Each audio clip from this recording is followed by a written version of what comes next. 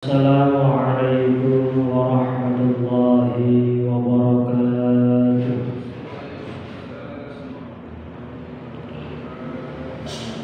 Alhamdulillahirabbil alamin.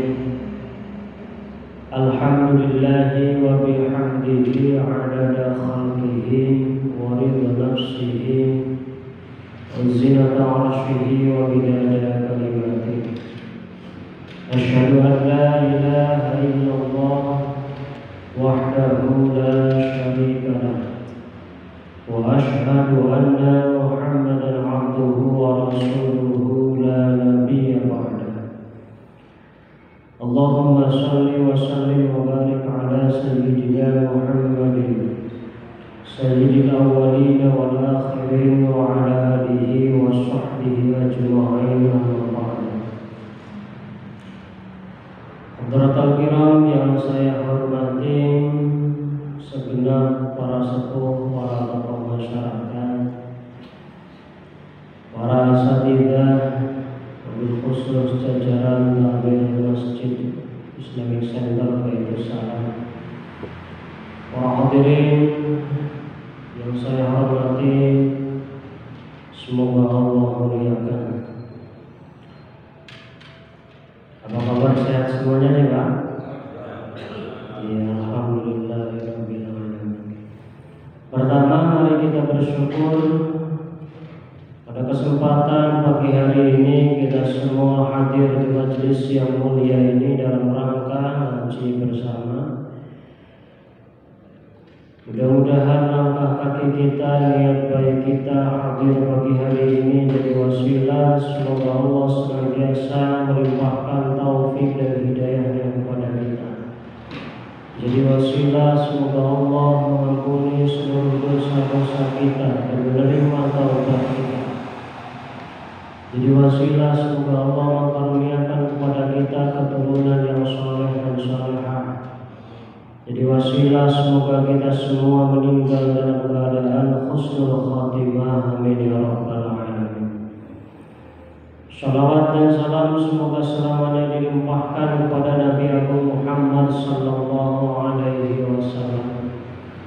Semoga kajian kita pada kesempatan pagi hari ini dicatat oleh Allah bagian dari cara kita menghidupkan sunnah-sunnah Rasulullah sallallahu alaihi wasallam. Amin ya rabbal alamin. Para hadirin yang saya hormati, kita lanjutkan kajian kita untuk jadwal yang diberikan kepada kami, yaitu pembahasan hadis arba'in nomor kedua, yang mana hadis nomor 2 ini pembahasannya tentang Islam, tentang iman, tentang ihsan, dan tentang tanda-tanda kiamat. Adapun pembahasan tentang Islam sudah kita bahas sebelumnya, yang mana sedikit review atau pengulangan bahwa Islam itu kaitannya dengan perkara-perkara zahir. Islam itu berkaitan dengan amalan-amalan zahir. Tadi kita sudah bersama melaksanakan ibadah sholat subuh berjamaah.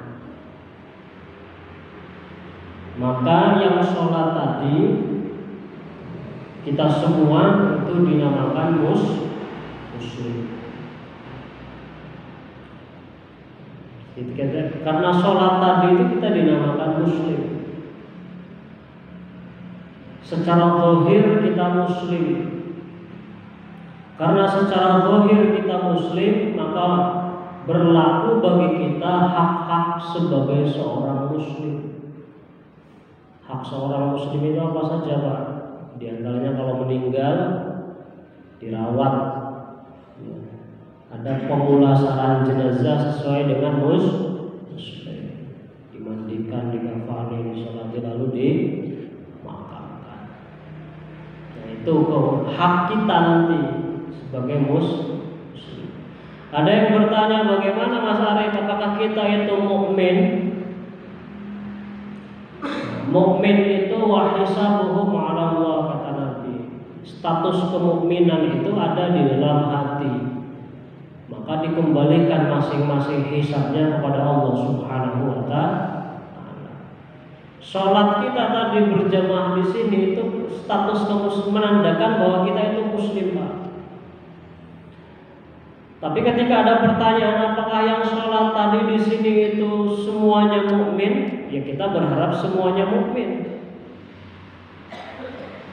Tapi status kemukminan itu kembali kepada hati masing-masing. Ketika sholat ya ikhlas lillahi ta'ala, ya mukmin. Begitupun ngaji kita pada kesempatan pagi hari ini, hadirnya kita di majelis ilmu menandakan secara zahir, secara nampak bahwa kita itu sebagai muslim. Tapi ada pertanyaan, apakah yang ngaji di sini, yang hadir secara zahir saat ini di sini itu dikatakan sebagai mukmin? Itu kembali kepada hati masing-masing, kembali kepada pembahasan kita yang pertama, yaitu bab niyat. Kalau kita ngajinya lillahi ta'ala, itu berarti kita mukmin. Tapi kalau ada bapak-bapak ditanya, Pak, kenapa Pak jenengan ngaji? Ya daripada di rumah Mas, gaya ini bojone terus. Jadi beda niatnya gitu. Nah, yang akan kita bahas ya, karena tadi sedikit review tentang Islam, ya, itu sudah selesai. Maka saat ini akan kita bahas tentang iman. Ya memang dalam urutan hadisnya di sini seperti itu, Pak. Ya, Islam dulu baru iman. Ya, walaupun pembahasan dalam kitab-kitab fikih, pembahasan iman itu didahulukan. Ya. Nah, kisahnya ini kan tentang malaikat Jibril yang menampakkan diri sebagai manusia. Jadi di dalam hadis nomor 2 ini, yang mana dia, malaikat Jibril ini menampakkan sebagai seorang manusia, menyerupai seorang sahabat Nabi yang bernama Dihyah Al-Kalbi.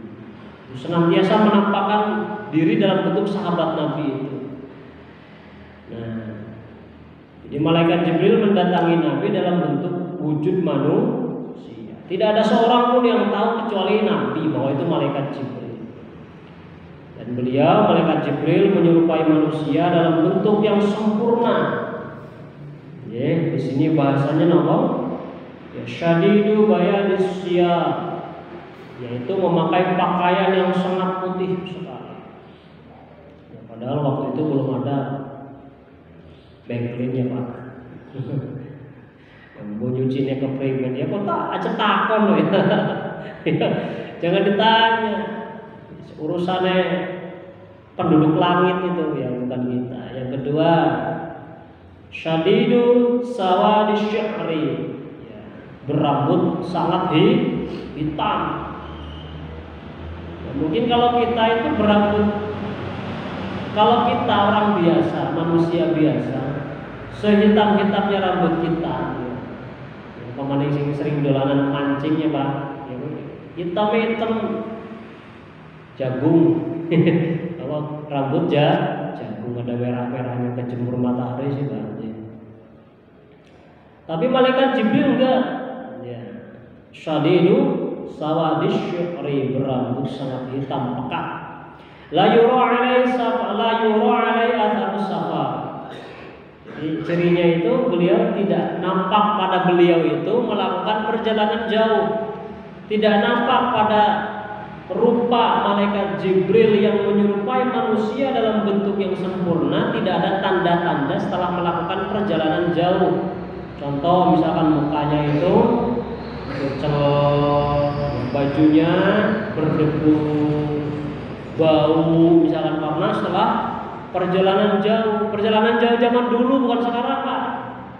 Jadi dengan ke Semarang sekarang, dari sini naik Kaligung, dari rumah mandi naik kereta api Kaligung, dalam kondisi bersih, kondisi wangi, tidur sebentar di kereta, turun di Semarang, terus masuk kamar mandi, cuci muka, ya, merapikan diri di kamar mandi, langsung keluar dari kamar mandi menuju kota Semarang. Tidak ada bedanya mana penduduk Semarang, mana penduduk Tegal.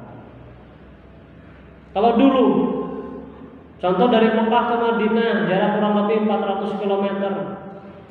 Laka warung Pak, nggak ada warung, nggak ada pom bensin, nggak ada kamar mandi. Jadi ketahuan kalau dulu itu orang musafir itu betul-betul ketahuan. Berdebu, muka kelelahan, kan gitu, lapar, ya, itu bedanya. Nah, kalau kita ingin mengibaratkan atau mengilustrasikan, ya kembali ke zaman dulu, bukan zaman sekarang. Jadi kalau hadis ini dipahami sebagaimana zaman sekarang, panjenengan masih bertanya nanti, apa gunanya Mas Arif? Kok di hadis Nabi dijelaskan malaikat Jibril yang berwujud menjadi manusia yang sempurna itu ada keterangan la yura alaihi atharus safar, tidak ada tanda-tanda setelah melakukan perjalanan jauh. Tuh, karena zaman dulu memang seperti itu.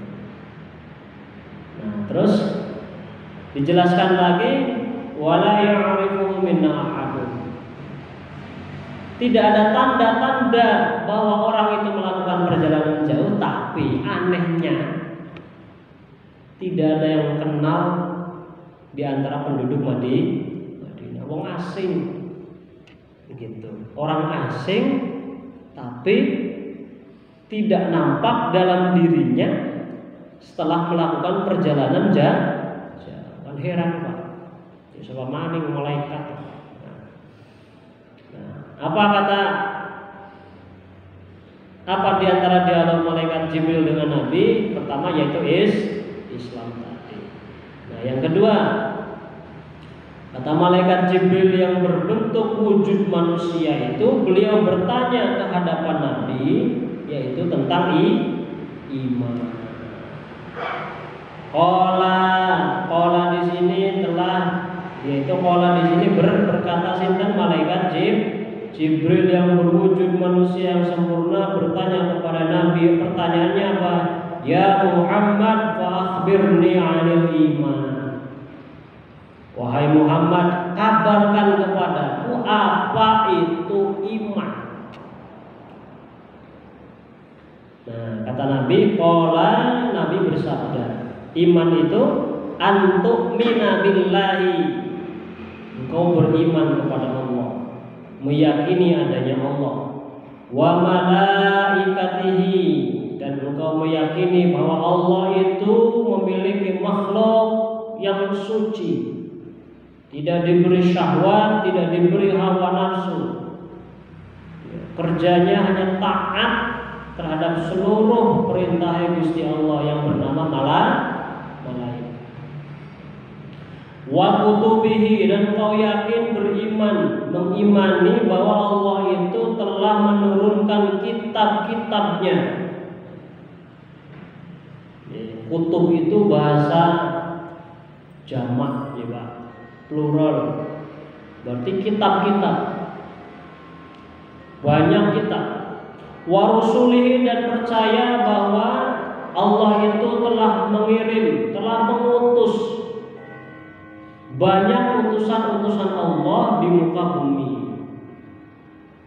Wal yaumil akhir, dan engkau yakin bahwa kelak dunia ini akan berakhir, adanya hari akhir, adanya hari kiamat.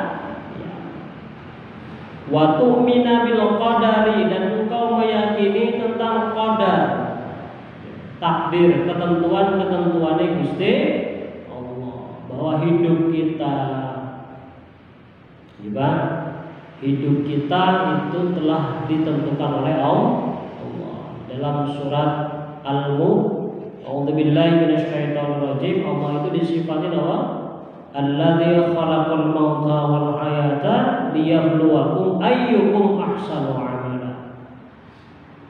Tabarakalladzi biyadihil mulku wa huwa ala kulli syai'in qadir alladzi khalaqal mauta wal hayata liyabluwakum ayyukum ahsanu amala. Allah itu ya telah menciptakan khalaqal mauta, telah menciptakan proses kematian, wal hayata dan juga kehidupan.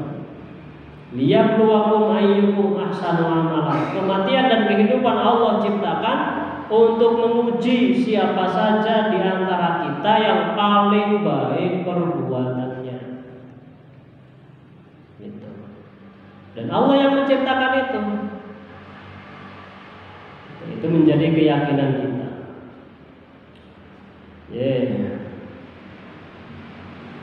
Nah, para hadirin yang saya hormati, di sini ada penjelasannya. Qauluhu sallallahu alaihi wasallam akhbirni 'anil iman. Ya. Sabda Nabi sallallahu alaihi wasallam tentang akhbirni 'anil iman hingga akhir tadi, maknanya diantaranya al-imanu fil lughati wa mutlaqut tasdiqi. Jadi iman itu secara bahasa adalah membenarkan. Apa? Membenarkan di dalam hati. Jadi yakin meyakini itu maknanya apa, Pak? Membenarkan di dalam hati.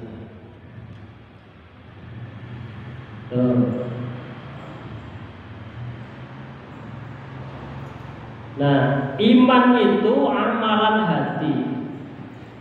Karena iman itu tadi mutlaq tasdiqi, yang membenarkan secara mutlak di dalam hati. Maka iman itu amalan hati. Nah, saya akan nyambung sama tadi, Pak. Iman itu amalan hati.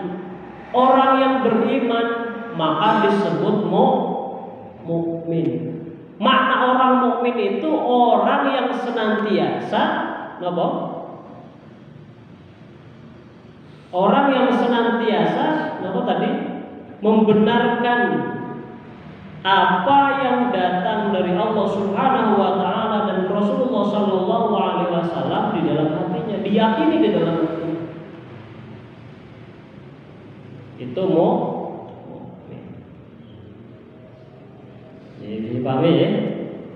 Jadi mukmin itu orang yang senantiasa meyakini dan membenarkan di dalam hatinya apa saja yang datang dari Allah Subhanahu wa taala dan juga yang dikabarkan oleh Rasulullah sallallahu alaihi wasallam, baik di dalam Al-Qur'an atau sunnah. Gitu. Nah, maka kalau iman itu amalan hati, iman itu amalan hati, niat yang ikhlas itu di mana Pak terletaknya? Di dalam hati. Kalau kita kaitkan dengan penjelasan awal tadi. Contoh sekali lagi, kita tadi sholat di sini semua, nampak dari luar zahirnya kita itu muslim. Kenapa? Terlihat sholat. Ketika ditanya apakah yang sholat tadi itu mukmin semua, tentu kita berharap mukmin.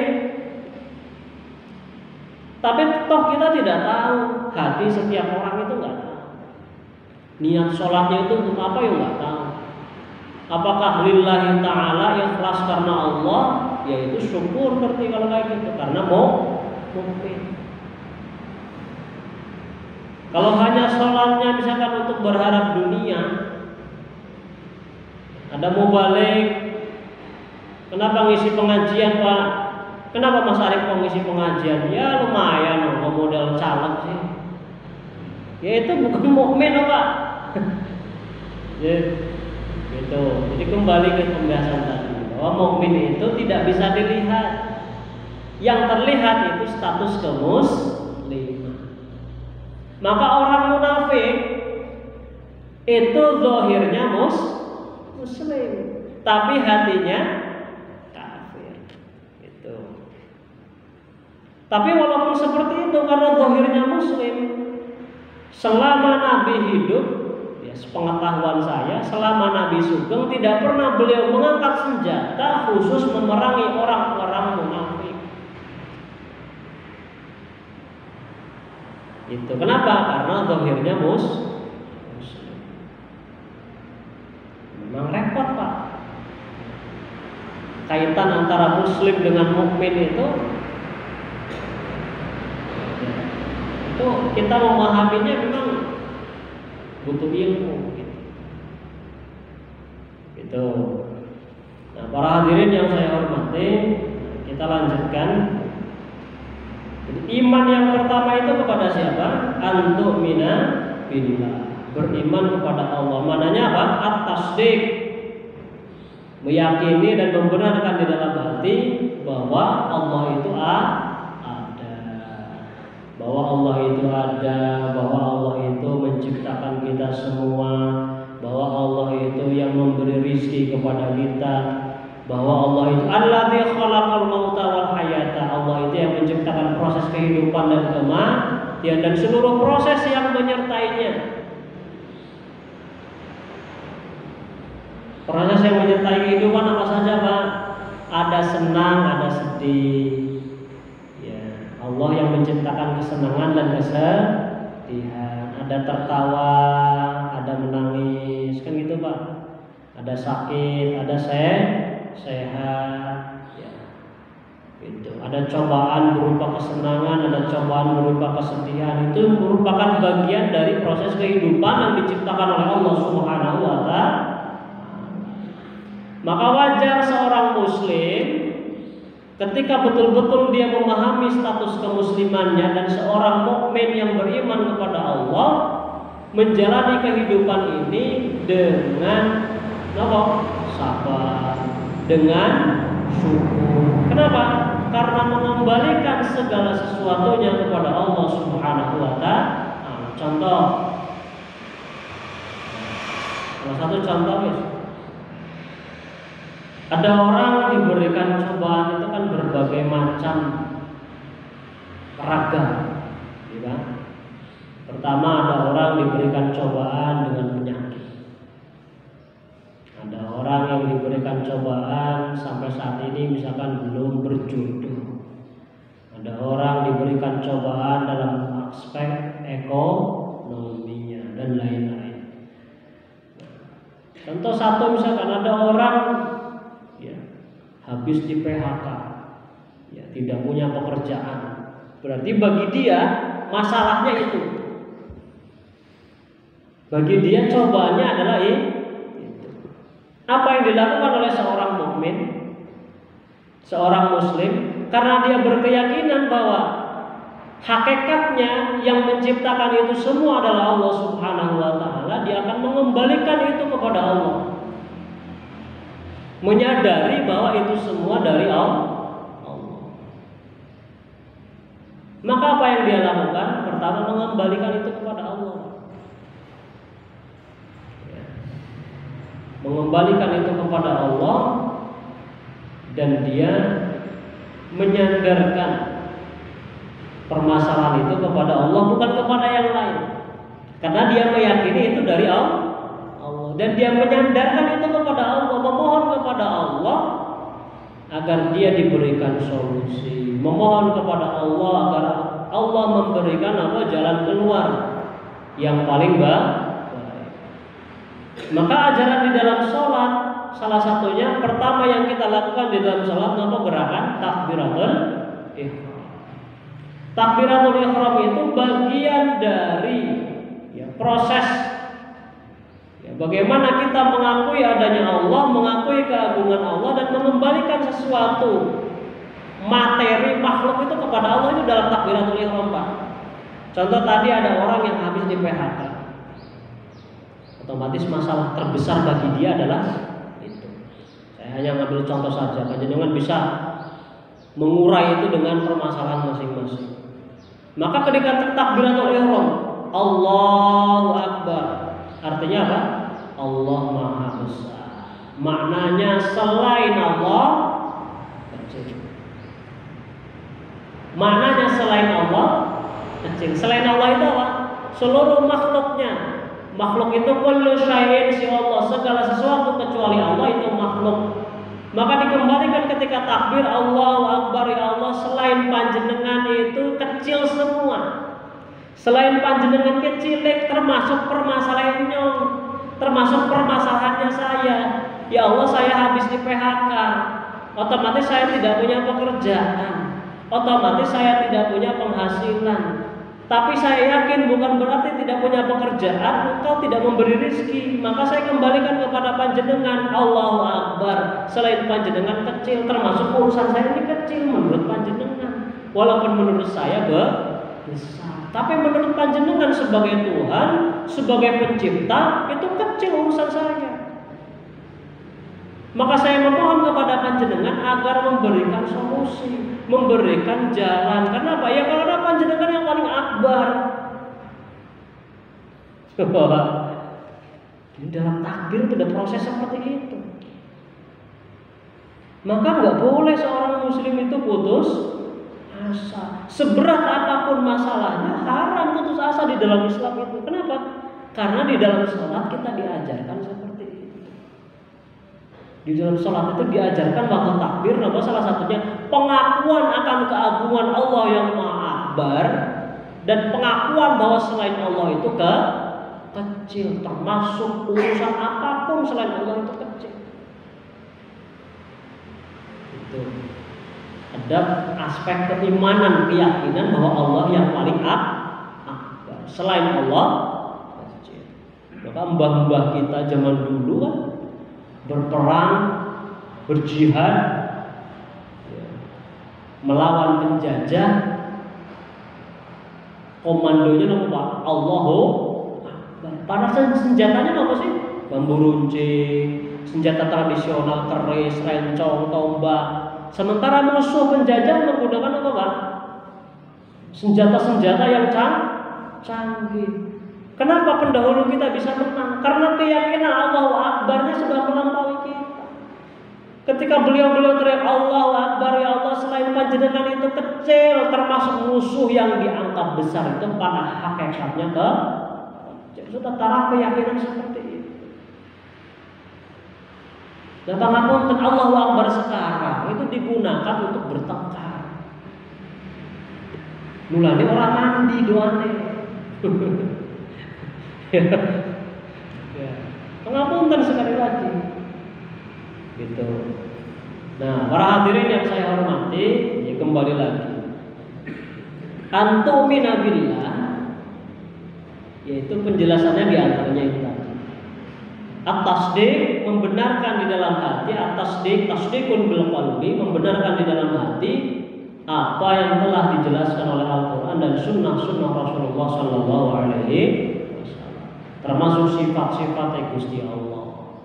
Bahwa Allah itu yang akbar, Allah itu yang maha besar. Berarti maknanya selain Allah itu kecil. Pada hakikatnya kecil, pada hakikatnya hina Pak. Ya, pada hakikatnya tidak terpuji, pada hakikatnya kotor semua. Itu selain Allah. Itu pada hakikatnya seperti itu.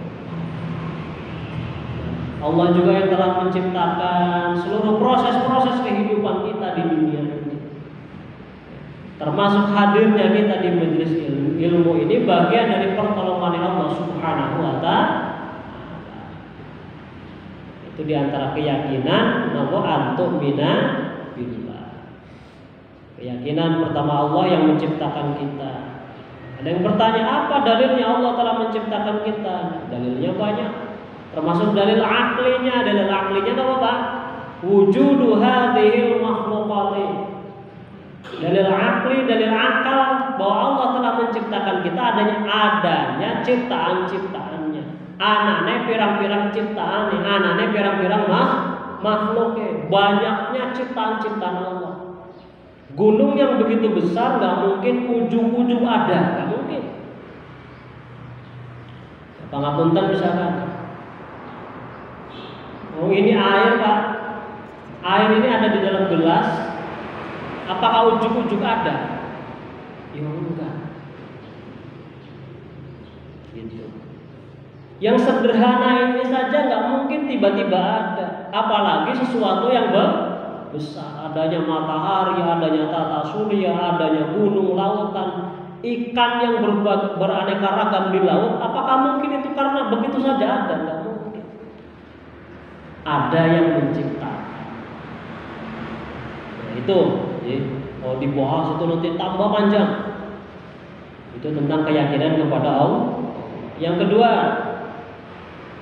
iman itu adalah apa? Antu'mina bil malaikat. Kalau di sini bahasanya wa malaikatihi, lanjutan dari antu'mina billah. Yang kedua wa malaikatihi. Kita beriman, meyakini di dalam hati, membenarkan di dalam hati sebagaimana yang dikabarkan oleh Al-Quran dan Sunnah Rasulullah bahwa Allah itu memiliki makhluk suci bernama malaikat. Itu. Sebetulnya beriman terhadap malaikat itu, beriman maknanya beriman terhadap makhluk-makhluk gaib yang Allah kabarkan di dalam Quran dan Sunnah. Termasuk kita meyakini adanya jin, meyakini adanya apa? Iblis, meyakini adanya dan lain-lain. Itu. Jadi kita meyakini di dalam hati, membenarkan di dalam hati bahwa Allah menciptakan makhluk, di antaranya nama bernama malaikat yang diciptakan dari cahaya. Itu. Dan Allah sudah merinci, Al-Quran sudah merinci beberapa nama malaikat yang berjumlah berapa Pak? 10 diantaranya. Maka beriman terhadap malaikat itu terbagi dua. Beriman secara tafsili, beriman secara ijmali. Ijmalan wa tafsilian. Ijmalan itu beriman secara umum bahwa Allah menciptakan malaikat. Tafsilinya, terperincinya adalah beberapa nama malaikat yang sudah disebutkan di dalam Quran dan Sunnah yang dirangkum oleh para ulama berjumlah 10. Misalkan Jibril, Israfil, Raqib, Atid, Munkar, Nakir, Malik, Ridwan. Itu penjelasan para ulama memang. Tapi itu tafsilinya, terperincinya. Itu maka wajib bagi kita tahu minimal nama-nama itu. Ya. Nah, juga berikut perintah-perintah Allah kepada malaikat itu. Di antaranya Jibril itu, di antara tugasnya menyampaikan wahyu. Langsung takut ya. Mas Arif, Nabi Muhammad, para nabi kan sudah meninggal loh.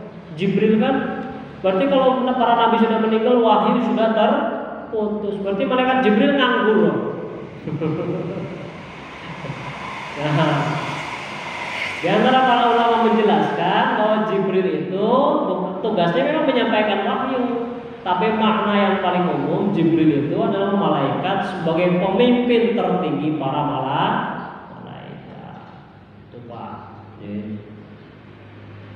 Jadi nggak nganggur ya, nggak ada aja. Jangan ada bahasa malaikat Jibril nganggur karena para nabi sudah meninggal ya, enggak. Tetap Allah memerintahkan pada malaikat Jibril untuk menyelesaikan beberapa urusan yang ada di dunia ataupun di alam. Selanjutnya wa kutubihi akan kita gabung dengan wa rusulihi Pak, karena berkaitan sih. Wa kutubihi wa rusulihi, beriman selanjutnya beriman terhadap kitab-kitab Allah dan para rasul Allah. Meyakini di dalam hati, membenarkan di dalam hati bahwa Allah itu telah menurunkan kitab-kitabnya berikut mengutus utusan-utusannya. Itu secara ijmali. Ijmali itu nama secara umum. Kita membenarkan di dalam hati bahwa Allah telah menurunkan kitab-kitabnya dan mengutus utusannya. Ada pertanyaan, jumlah kitab Allah berapa, jumlah Rasul Allah berapa? Itu kaitannya dengan tafsili atau perinciannya. Dan kita harus tahu perincian yang dimaksud bagaimana Mas Arif? Perincian yang dimaksud tentu yang tidak keluar dari Quran dan Sunnah. Karena itu pondasinya.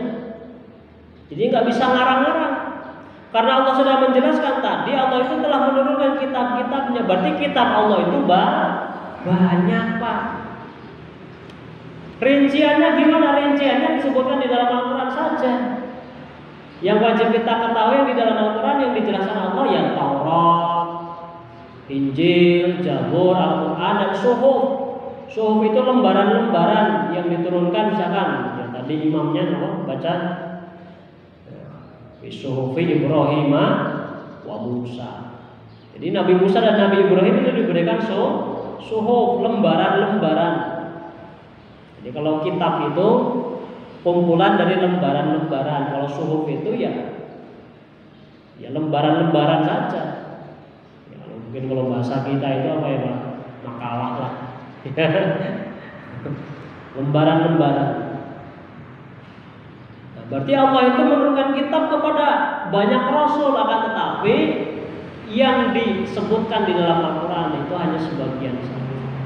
Kita meyakini bahwa Taurat itu sebetulnya kitab suci. Akhirnya kan seperti itu. Kita meyakini bahwa Injil itu juga aslinya ya suci, kitab suci. Zabur itu kitab suci. Zabur yang terkenal dalam tradisi Nasrani sebagai nama Pak? Mazmur. Injil yang terkenal dalam tradisi Nasrani dengan istilah Perjanjian Baru. Taurat yang terkenal dalam tradisi Nasrani sebagai istilah apa? Perjanjian Lama. Itu aslinya ya kitab suci. Kita harus meyakini itu. Gak boleh menolak. Oh, Injil itu bukan kitab suci, Mas, gak boleh. Haram hukumnya. Kenapa? Karena Allah sudah menjelaskan itu. Adapun berkaitan dengan isinya kita tidak wajib mengamalkan. Kenapa? Karena sudah banyak tahrif, penyelewengan dan lain-lain. Yang kedua sudah dinasakh oleh Al-Quran. Adanya Al-Quran itu menasakh, menghapus, mengganti kitab-kitab yang dulu, diganti dengan Al-Quran. Nah, lalu beriman kepada para utusan Allah. Bahasanya di sini warusulihi, utusan-utusan, berarti banyak.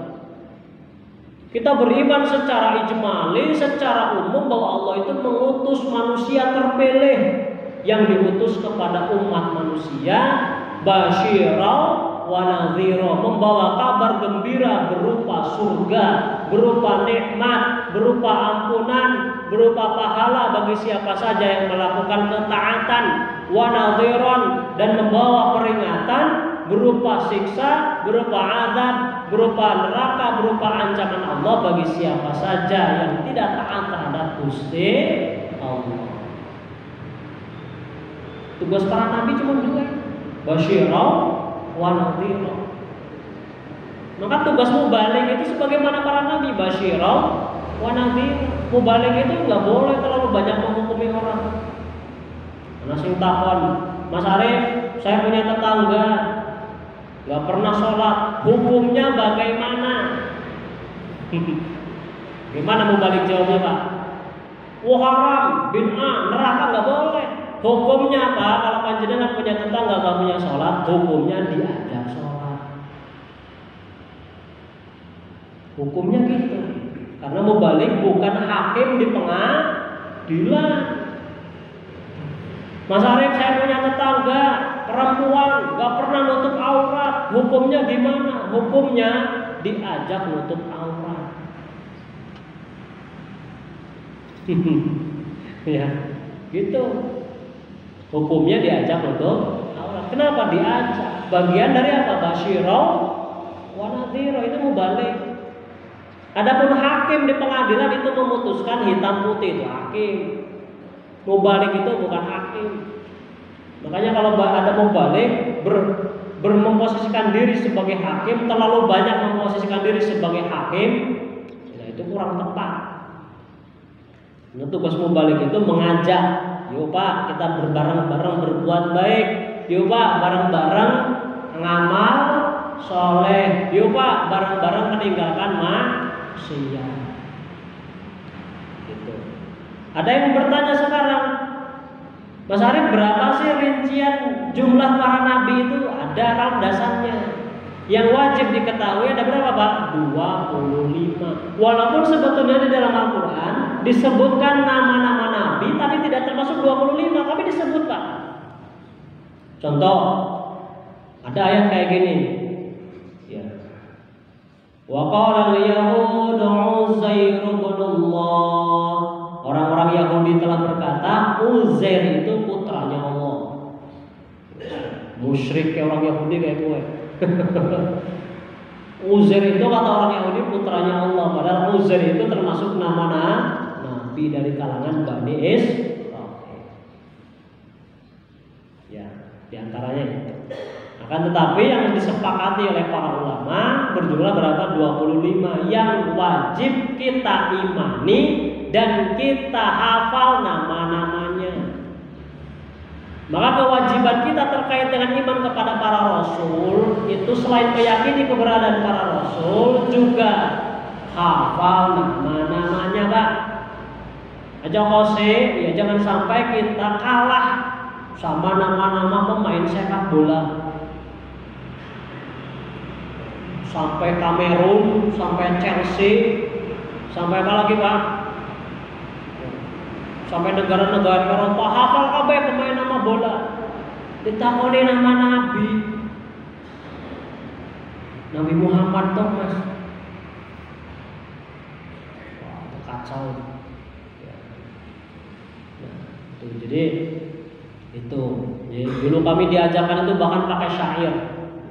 Khatmun ala kulli dhi taklifi ma'rifatin bi anbiya ala tafsili qad ulimu fi tilka hujjatuna minhum thamaniyatun min ba'di 'ashri wa yabqa sab'atun wa hum Idrisun Hudun Su'aibun Salihun wa kadha Zulkifli Adamu bil Mukhtari qad khutimu. Kita diajari kayak gitu dulu Pak di pondok itu. Mananya Pak? Hatmun ala kulli muslim min dhi taklifi ma'rifatun ala anbiya'i. Ya hatmun ala kulli dhi taklifi ma'rifatin bi anbiya'a ala tafsili qad ulimu. Wajib bagi setiap muslim mengetahui nama-nama nabi secara terperinci yang sudah disebutkan di dalam Quran dan Sunnah Rasulullah Sallallahu Alaihi Wasallam. Itu. Fitilka hujjatuna minhum thamaniyatun min ba'di 'ashrin. Dalam ayat fitilka hujjatuna, kalau nggak salah itu surat apa ya? Surat Al-Anbiya Pak. Ada ayat fitilka hujjatuna. Dalam ayat fitilka hujjatuna itu jumlah nabi berapa? 18. Langsung 18 dalam ayat fitilka hujjatuna. Fitilka hujjatuna minhum thamaniyatun 8. Min ba'di 'ashri 8 setelah 10 berarti 8 setelah 10 8 tambah 10 berapa Pak? 8. Min ba'di 'ashri wa yabqa sab'atu wa hum. Sisanya 7 yang tadi disebutkan. Sisanya apa? Yang tersebar di dalam ayat lain. Idrisun Hudun, Nabi Idris, Nabi Hud. Salihun wa kadha Dzulkifli Adamu bil Mukhtari qad khutim. Bil Mukhtari mananya apa? Anjing Nabi Muhammad sallallahu alaihi wasallam. Jadi jumlah nabi rasul itu banyak, tapi yang disepakati nama-namanya yang telah dijelaskan dalam Al-Quran ada 25. 18 tambah 7 25. Ada yang tanya lagi, jumlah pira sih Mas kabeh? Jumlahnya menurut hadis riwayat Abu Dzar, jumlah para nabi berjumlah 124.000 nabi. Berapa Pak? 124.000 nabi dari zaman Nabi Adam sampai zaman Nabi Muhammad sallallahu alaihi wasallam. 124.000 nabi. Itu riwayat hadis riwayat Abu Dzar Al-Ghifari. Kata Abu Dzar, wahai Rasulullah, dari 124.000 nabi itu berapa yang berstatus rasul? Yang berstatus rasul wakilah 313 rasul. Gitu. Nasi takon maning, Mas Arif dulu di Indonesia ada nggak nabi orang-orang? Nggak tahu saya, karena tidak dijelaskan di dalam Al-Quran dan Sunnah. Bisa jadi nggak ada, bisa jadi ada, bisa jadi nggak ada. Kenapa? Karena dulu di negara kita, di Indonesia zaman dulu juga disepakati nilai-nilai kebaikan walaupun belum muslim.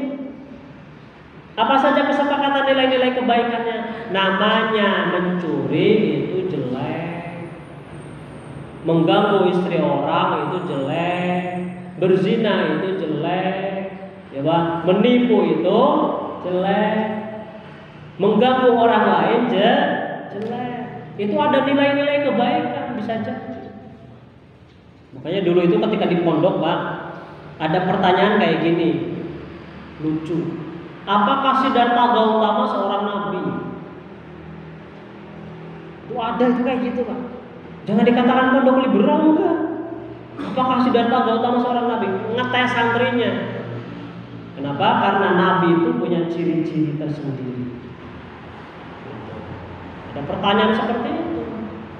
Apakah Krishna itu seorang nabi? Ada pertanyaan seperti itu. Itu di dalam nama akidah, khususnya itu dalam kitab Al-Adyan. Al-Adyan itu kalau diterjemahkan ke dalam bahasa Indonesia perbandingan agama. Dan di pondok dulu kami diajari kitab perbandingan agama. Itu beriman kepada Nabi. Tapi tadi jumlah Nabi berapa? 124.000 Nabi. Itu menurut riwayat yang sahih, riwayat Abu Dzar Al-Ghifari. Keterangannya banyak, bisa diambil dari kitab Safinatun Najah. Dalam kitab-kitab banyak dijelaskan tentang apa jumlah nabi dan rasul. Berarti banyak nih, Pak. Banyak. Itu. Termasuk misalkan Ali Imran. Ali Imran itu maknanya apa? Keluarga Imran di dalam Al-Qur'an. Ali Imran, keluarga Imran. Imran itu termasuk nabi.